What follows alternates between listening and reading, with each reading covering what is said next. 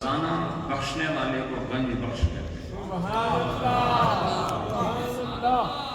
جو خزانہ تقسیم کرے یہ گنج بخشی ہے، اور جو گنج بخشی کرے اسے گنج بخش کہتے ہیں، اور جس نے خزانہ دیا نہ ہو اسے گنج بخش کہنا جائز ہی نہیں ہے۔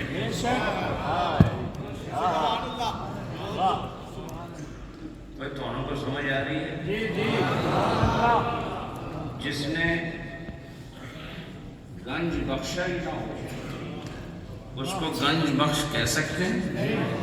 کہہ تو سکتے ہیں لیکن کذب لازم آئے گا۔ اور اللہ کا ولی بھی ہو، سید بھی ہو، عالم بھی ہو، صوفی بھی ہو، وہ کسی کو گنج بخش کہے اور اسے گنج نہ ملا ہو، یہ سید کی شان ہی نہیں ہے۔ ایک سید نے آ کے دوسرے سید کی عظمت کا راز کھولا۔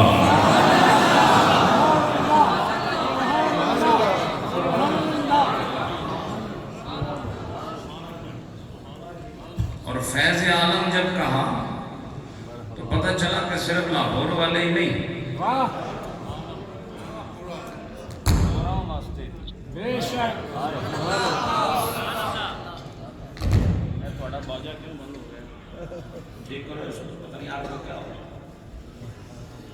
اچھا یہ جو فیض ہے یہ صرف لاہور کے لیے نہیں ہے، یہ اوراں واسطے بھی ہے۔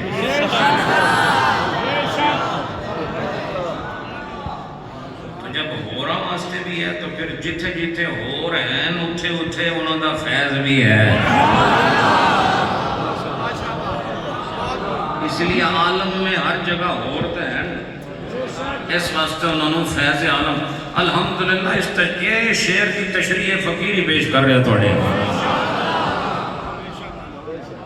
گنج بخش فیض عالم مظہر نور خدا۔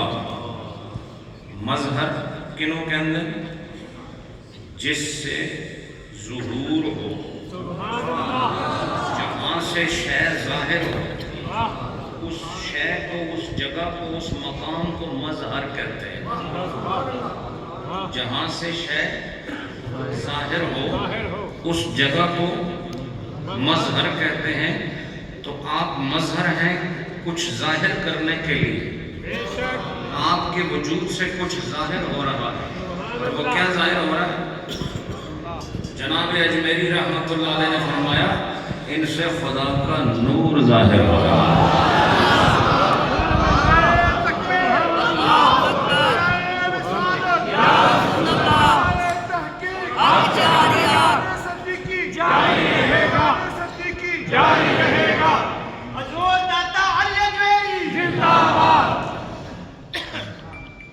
اس کے بعد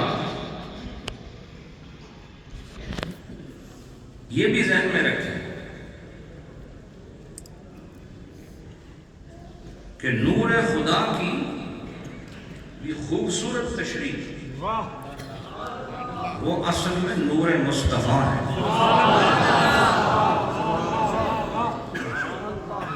اور نور خدا آپ کو کہاں سے نظر آ سکتا ہے؟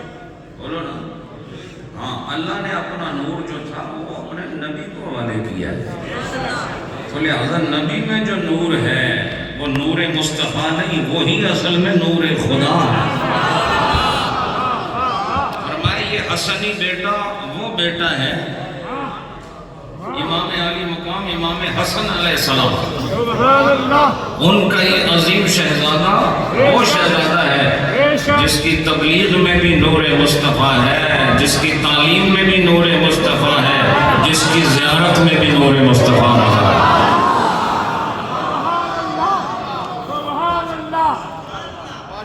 یہ میں اس لیے جو کہ مالک کے پاس آؤ تو اس کے گن تو گانے پڑتے ہیں۔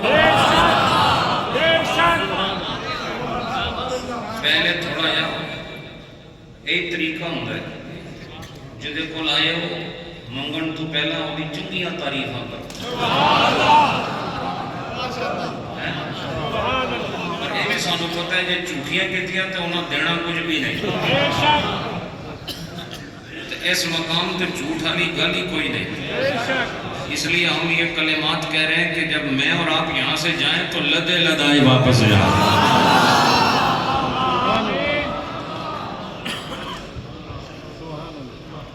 یہ بھی کہہ دوں کہ لادنے کا لفظ کیوں استعمال کیا؟ اس لیے کہ جب بار بڑا ہونا وزن زیادہ ہو تب لادنے کا مفہوم ثابت ہوتا ہے. نہیں سمجھے گا؟ جب تو ایک شاپر پڑھانا ہے تو شاپر لدا ہوا ہے بولو نا.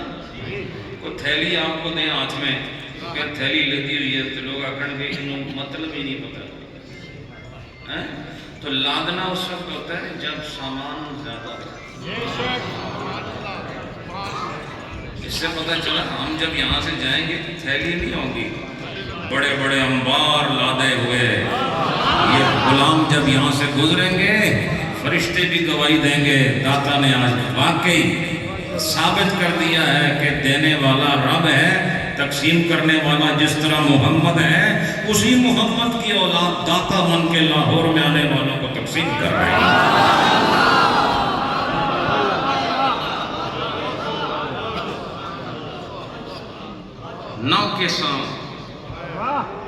ناقصاں را پیر کامل, ناقصاں را پیر کامل.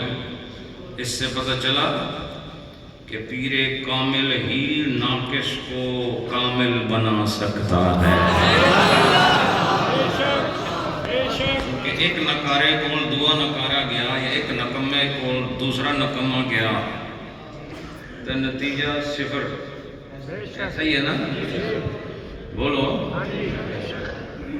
یہ ایسا ہے کہ بانج عورت جتنی مرضی شادیاں کر لے اس سے اولاد نہیں. بے شک آپ بات سمجھیں, بانج عورت کو اولاد نہیں ہو سکتی.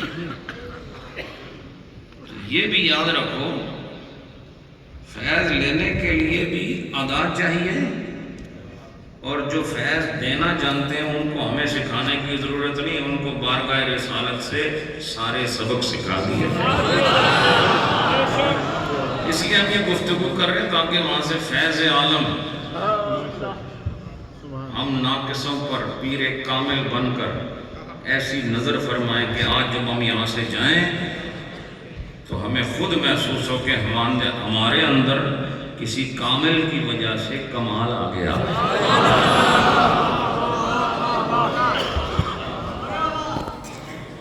ناقصاں را پیر کامل, کاملاں را رہنما. جو کامل ہو چکے ہیں ان کو بھی یہ بتا دیا بڑی تہاڈی دوڑ ہے, بڑے تہاڈے مکان ہیں, روحانیت وچ بڑے بڑے آسمانوں تے بیٹھے ہو, لیکن یہ سفر مکیا تے نہیں کہ اتھوں اگے جانا ہے تو میں تھانوں لے جا سکا. کاملا را رہنما. حضرات میں نے راول پنڈی بھی جانا ہے, آستانہ عالیہ پر واپس, اور ابھی بہت ساری ملاقاتیں بھی باقی ہیں. سفر ایسا ہے کہ یہ حضرت صاحب کی وراثت میں جو کوئی مال و زر تھا وہ کسی اور کے حصے میں آیا, میرے حصے میں سفر ہی ہے.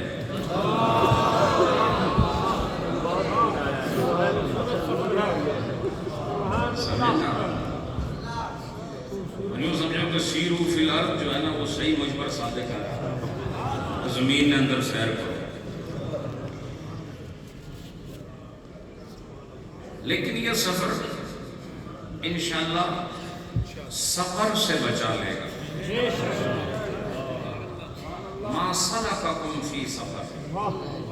کافروں سے اہل ایمان پوچھیں گے یہ سفر میں کیوں ہو, یعنی جہنم میں کیوں ہو, تو وہ کہیں گے ہم بس کوئی نمازوں بھی نہیں سب پڑھتے رہتے ہیں, کوئی یتیمہ مسکینہ میں بھی خیال نہیں کرتے, اس واسطے اتنے آتے.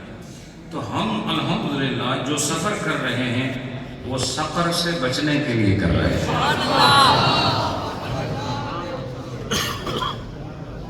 موضوع جو میں نے آج مثنوی کے تناظر میں یہ آپ کے سامنے پیش کرنا ہے۔ اس کا تعلق فی زمانہ حالات کے ساتھ بھی ہے اور اس کا تعلق ہمارے ایمان کے ساتھ بھی ہے۔